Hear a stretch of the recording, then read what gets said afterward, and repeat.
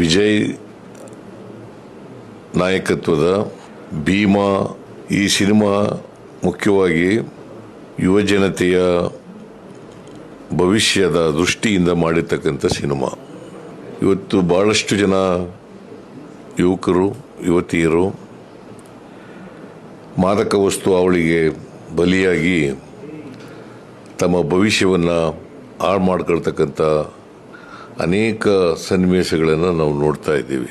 ಈ ಸಿನಿಮಾ ಉದ್ದೇಶ ಯುವ ಸಮೂಹ ಈ ಡ್ರಗ್ಸ್ ಅವಳಿ ಇದರಿಂದ ದೂರ ಇದ್ದು ತಮ್ಮ ಭವಿಷ್ಯವನ್ನು ರೂಪಿಸ್ಕೊಳ್ಬೇಕು ಅಂತಕ್ಕಂಥ ಸದುದ್ದೇಶದಿಂದ ಮಾಡಿರ್ತಕ್ಕಂಥ ಸಿನಿಮಾ.